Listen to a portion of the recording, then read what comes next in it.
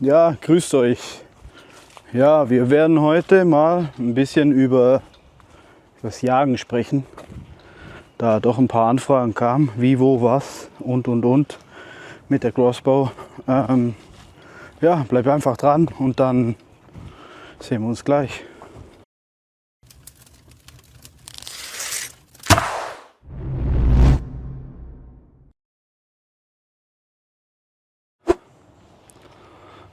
Also wir sind hier heute in unserem Bowhunter Club Wald im Parcours, den ich euch glaube letztes Mal gezeigt habe.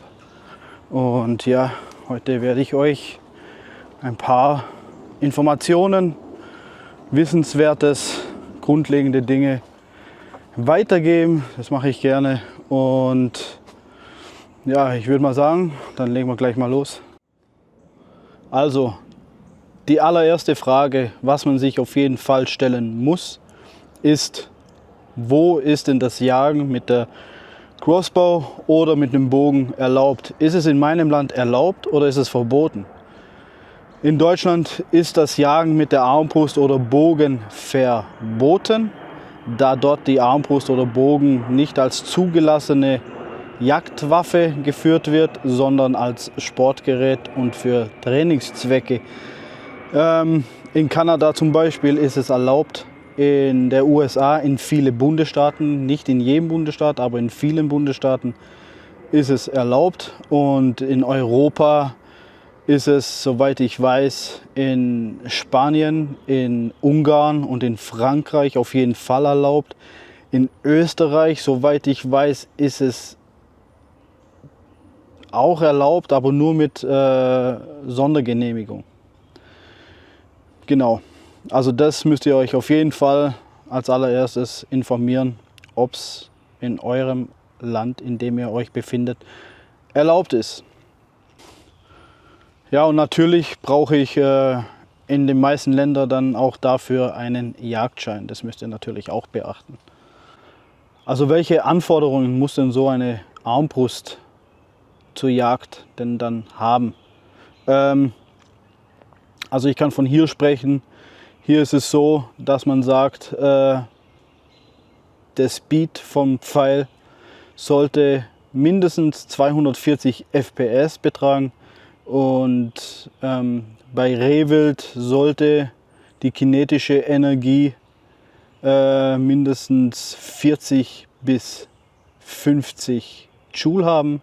Bei Rot- oder Schwarzwild soll es 60 bis 70 Joule haben. Und bevorzugt ist halt auf jeden Fall ein Zuggewicht von 150 lbs. Die kinetische Energie, Joule, lässt sich auch durch das Gewicht vom Pfeil ein bisschen steuern. Je schwerer, desto mehr kinetische Energie habe ich natürlich. Und ja, diese Anforderungen sollte auf jeden Fall die Armbrust haben. Wie sieht das Ganze dann in der Praxis aus? In der Praxis sieht es dann ganz einfach so aus, wenn ich hier auf dem Treestand bin oder auf dem Hochstand oder im Zelt oder auf dem Boden jag, bin ich mit so einer Armbrust zwischen 10 und 40 Meter effektiv. Manchmal aber auch auf 50 Meter, da kommt es aber dann aufs Pfeilgewicht drauf an und auf das Wild. Das Ganze muss ich aber nochmal separieren, und zwar das gilt, diese maximale Distanzen zählen halt für eine Full-Size-Armbrust mit einer Pistolenarmbrust, wie zum Beispiel die Bad Reverse von Ballista, würde ich jetzt maximal auf zwischen 25 und 30 Meter gehen, also weiter wirklich nicht. Mit einer Recurve-Armbrust, wie zum Beispiel die Survival mit 150 Pfund Bogen, würde ich maximal zum Beispiel auf 10 bis 15 Meter gehen, also weiter wirklich nicht. Da ist auch dort die Grenze. Genau, worauf schieße ich? Worauf schieße ich? Ich schieße auf jeden Fall immer auf freies Wild, also kein verdecktes Wild, auf ruhiges Wild und auch auf reifes Wild, ganz einfach. Ich schieße sicher nicht auf Rehkitz oder sowas, das ist nicht erlaubt. Das ist wie beim Angeln und sonstige Sachen auch so. Genau. Ich Ich muss jetzt hier mal den Flausche hinmachen. Ich habe hier ein bisschen Flugverkehr. Ich hoffe, es stört nicht allzu sehr, der Flugverkehr. Ja, was ist, wenn ich jetzt das Wild getroffen habe? Wenn ich das Wild getroffen habe, dann mache ich eine Abschusskontrolle. Die Abschusskontrolle sieht folgendermaßen aus. Ich gehe meistens von einem Durchschuss aus und da kann ich ganz gut erkennen, am Blut, das an Pfeil klebt, an der Farbe und Beschaffenheit, wo ich getroffen habe. Und je nachdem, wo ich getroffen habe, kann ich die Nachsuche beginnen und kann ungefähr einschätzen, wie lang die Nachsuche sein kann. Wenn ich jetzt Herz oder Lunge treffe, dann habe ich eine Nachsuche von circa 15 bis 30 Minuten, sage ich mal. Habe ich aber die Leber getroffen, dann kann das schon auf 4 bis 5 Stunden gehen. Und wenn ich komplett daneben getroffen habe und das Tier leiden muss, dann brauche ich schon einen Weidehund. Und darum geht es auch. Wie gesagt, das muss man unbedingt vermeiden. Ich vermeide unnötige Distanzen, da lasse ich das Tier lieber laufen. Und ich vermeide unsicheren Schüsse. Das heißt, ich muss sehr, sehr zielsicher sein. Das kann man einfach trainieren, indem man oft schießt und das Ganze trainiert. Und so mache ich mich zielsicher. Was noch wichtig ist, wenn ich das Wild dann gefunden habe, ist es schnelle Aufbrechen. Also, dass ich es direkt aufmache und die Innereien raushol. Das hat einfach hygienische Gründe und natürlich muss ich so schnell wie möglich das Wild kühlen. Woran erkenne ich jetzt am Pfeil, welches Organ ich getroffen habe? Bei Lunge oder Herztreffer spricht man auch von einem Kammerschuss. Ist das Blut eher hellrot und schaumig. Sprich, Lunge ist hier, Herz ist hier. Ist sehr effektiv und ziemlich schnell tödlich. Bei einem Lebertreffer ist das Blut eher dunkelrot, schon fast bräunlich und ist auch ein tödlicher Treffer, aber da kann dann schon die Nachsuche 5 Stunden gehen.